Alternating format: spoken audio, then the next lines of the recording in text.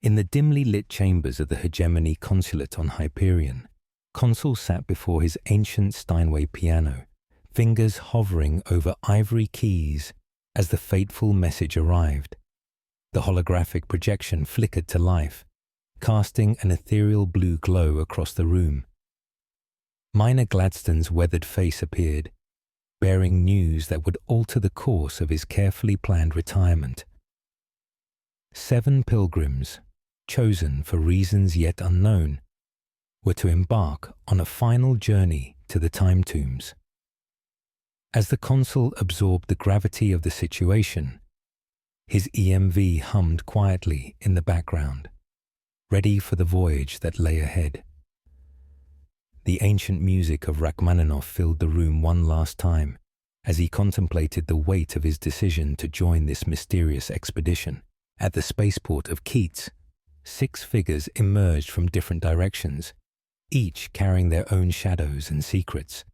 Het Mustaine, the Templar, stood tall in his tree-bark-coloured robes, while Father Leonard Hoyt's gaunt frame seemed to bear an invisible burden.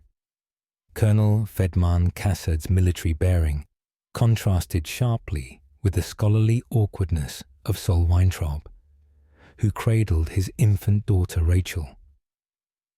The poet Martin Silenus, with his wild eyes and wilder gestures, completed the gathering, alongside the detective Braun Lamia, whose hand never strayed far from her concealed weapon. As they boarded the tree ship Yggdrasil, the dying sun of Hyperion cast long shadows across the landing pad, painting the scene in hues of amber and crimson. The Yggdrasil's living chambers pulsed with an organic warmth as the 7 pilgrims settled into their quarters. The ship's biosystems hummed a gentle lullaby as they broke orbit, but tension crackled between the passengers like static electricity. Each carried secrets that could save or doom them all. The consul revealed the tradition of sharing stories during the journey, a suggestion met with mixed reactions of suspicion and relief. As Hyperion grew smaller in the viewing portal, the first storyteller was chosen. Meanwhile, in the ship's shadows, something stirred, a presence that shouldn't be there, watching, waiting. The journey to the time tombs had begun, but already one pilgrim harbored thoughts of betrayal. Father Leonard Hoyt sat in his dimly lit quarters aboard the tree ship, his fingers tracing the cruciform that lay beneath his skin. The memory of his first encounter with the mysterious signal from the outer forests of Hyperion still burned bright in his mind. The transmission had seemed like a divine calling, ancient Christian hymns echoing across the void of space. His mentor, Father Paul Dure, had already embarked on his expedition to investigate the source, leaving behind cryptic messages that would haunt Hoyt for years to come. As the young priest prepared his own journey into the unknown, he couldn't shake the feeling that something ancient and terrible awaited in those distant woods. The Bakura tribe emerged from the mists like living ghosts, their pale faces and vacant expressions sending chills down Hoyt's spine. He had followed Dure's trail to this remote valley, where the indigenous people seemed frozen in time, untouched by centuries of human progress. Their bizarre rituals and perfect regeneration defied all natural laws, and as Hoyt delved deeper into their mysteries, he discovered the horrifying truth about their immortality. The cruciform parasites that granted eternal life extracted a terrible price, one that had driven his mentor to desperate measures. Each night, as he documented his findings, the forest seemed to whisper ancient secrets, and the Tesla trees cast their eerie electrical glow across the valley. The discovery of Dure's final fate shattered Hoyt's faith to its core. The cruciform's true nature, a parasitic organism that rebuilt its host while slowly eroding their humanity, was only the beginning of the horror. In Dure's journal, Hoyt found detailed accounts of the priest's desperate attempts to free himself from the parasite's grip, culminating in his decision to make the ultimate sacrifice. But death offered no escape from the cruciform's power. As Hoyt prepared to leave the valley, he realized he too carried the burden of immortality, the parasite now embedded in his own flesh. The Tesla trees sparked violently during his escape, their electrical display a testament to the unholy union of technology and faith that would forever change his destiny. Colonel Fedman Kassad stood at the edge of the shimmering desert, his phase-shift combat suit reflecting the dying light of twin suns. The memory of his first encounter with the mysterious warrior woman flooded back, their deadly dance amid the ruins of ancient civilizations. Through the neural interface of the simulation, he had trained countless times at the War College, but nothing prepared him for her. Their combat became intimacy. Their intimacy became warfare, all within the dreamlike state of the simulation. As night approached, the desert winds carried whispers of prophecy, and Kassad knew his destiny was intertwined with forces beyond human comprehension. The Battle of Brescia changed everything. As Kassad led his force commandos through the burning streets, time itself began to fragment. The mysterious warrior woman appeared again, but this time in flesh and blood, moving through the chaos like a deadly phantom. Together they fought the ousters, their movements perfectly synchronized, as if they had rehearsed this dance for centuries. But when the dust settled and victory was claimed, she vanished, leaving only a cryptic message about the time tombs and their inevitable reunion. The other soldiers saw nothing, and Kassad began to question his own sanity. In the aftermath of countless battles, Kassad found himself drawn to the legend of the Shrike. His warrior woman appeared in his dreams, now somehow connected to the deadly creature that haunted Hyperion's time tombs. The military tactical networks buzzed with reports of impossible events. Soldiers fighting battles that hadn't happened yet, wounds appearing before strikes were made.